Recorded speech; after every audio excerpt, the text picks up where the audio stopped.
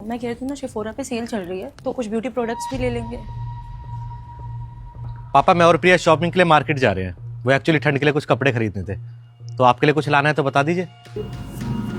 नहीं बेटा, मुझे कुछ नहीं चाहिए, तुम जाओ। सुनो, पापा के लिए शॉल ले लेंगे, पुरानी हो गई है। नहीं बहू, ये शॉल पुरानी जरूर है लेकिन गर्म है और इससे सुलोचना की यादें भी जुड़ी हुई हैं, तो जब तक चल रही है इसे ही ओढ़ूंगा। ठीक है पापा जी, जैसी आपकी मर्जी। चलो। अच्छा पापा, प्रिया बता रही थी कि आजकल आप डायरी बहुत लिखते हैं, तो आपको स्टेशनरी का सामान, कॉपी किताब या फिर कुछ भी खाने पीने का चाहिए हो तो बता दीजिए, मैं आते हुए ले आऊंगा। चल तो इतनी जिद कर रहा है तो एक काम कर,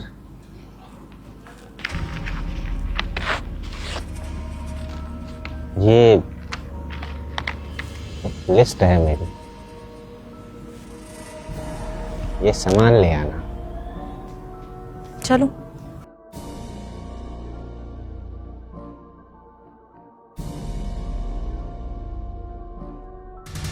बस ये चाहिए, कुछ नहीं चाहिए बोलते बोलते भी ना इतनी लंबी लिस्ट पकड़ा दी है तुम्हारे पापा ने। और जब मैं प्यार से बोल रही थी कि मैं शॉल ले आऊंगी तब मना कर दिया। मुझे तो लगता है दिमाग खराब हो गया उनका।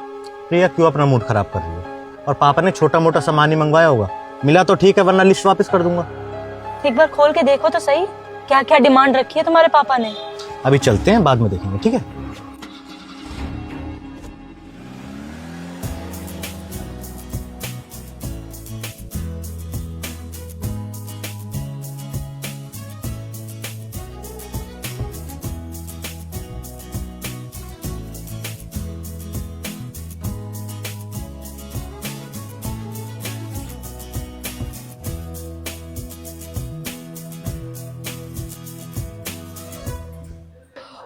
थक गए। एक बार मार्केट आ जाओ बस, फिर मन करता है ये ले लो, ये भी ले लो, ये भी ले लो, सब ले डालो। तो और कुछ सामान पसंद आ रहा था तो ले लेती, मैंने तो ऑलरेडी क्रेडिट कार्ड तुम्हें दे ही रखा था।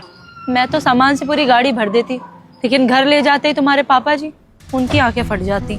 शिट यार, पापा का सामान तो लेना ही भूल गए। चलो जल्दी से मॉल चलते हैं। नहीं नहीं नहीं नहीं नहीं, मॉल जाने की जरूरत नहीं है। मॉल में सामान बहुत महंगा मिलेगा। यहाँ पास में एक लोकल मार्केट है, वहां से ले लेंगे। प्रिया, शादी के बाद ना पापा ने पहली बार कुछ सामान मांगा है, तो बेशक महंगा मिले लेकिन लेंगे मॉल से ही। करनी तुम्हें अपने मन की है तो एक काम करो, तुम खुद मॉल जाओ और सामान लेके आओ। मैं दोबारा मॉल नहीं जाने वाली। ठीक है, एक बार पढ़ लेता हूँ क्या क्या सामान है।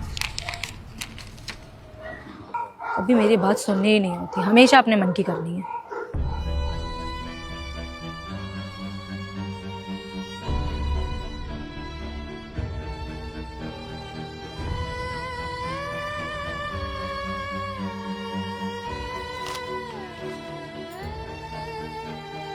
बेटा, मुझे कोई चीज, कोई सामान नहीं चाहिए।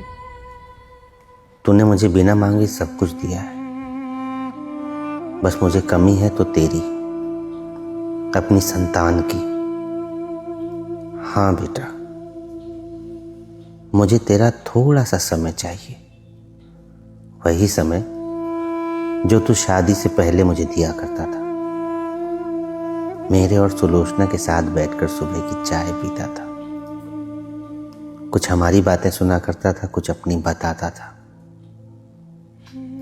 याद है रीना से अपने संबंध के बारे में तूने हमें चाय पीते हुए ही बताया था। बहुत अच्छा समय था वो। तू ऑफिस जाते हुए मेरा आशीर्वाद लेकर निकलता था और लौटकर भी सबसे पहले मेरे ही पैर छुआ करता था। वैसे तो बेटे माँ के लाडले होते हैं, मगर तेरा लाड अपने बाप से ज्यादा था, इसलिए सुलोचना भी अक्सर मुझसे झगड़ा करती थी। पर ये बातें अब सिर्फ याद बनकर रह गई है बेटा। सुलोचना भगवान के घर चली गई तो दुनियादारी में घिर गया, और बीच में मैं अकेला रह गया बेटा।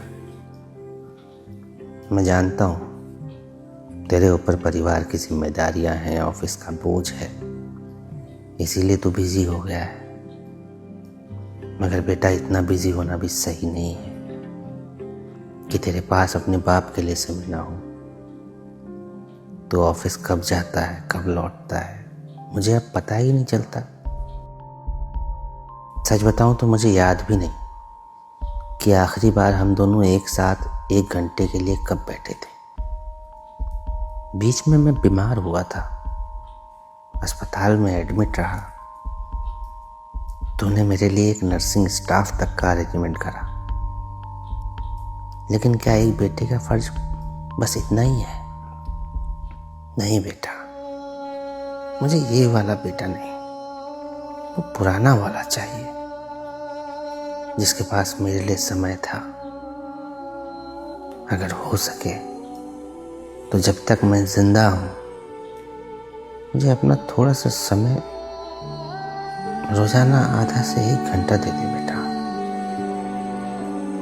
क्योंकि शायद आगे मेरे पास ज्यादा समय नहीं बचा है।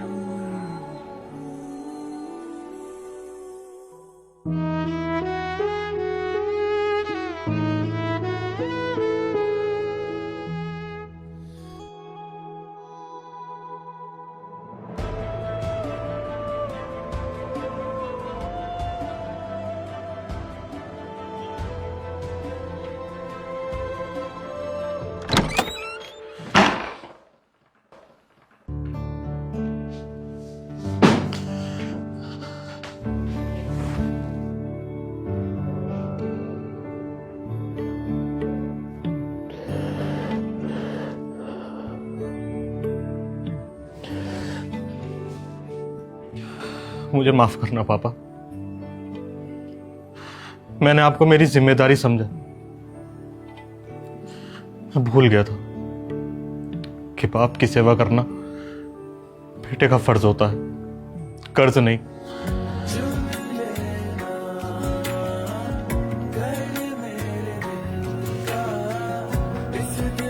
थैंक यू बेटा।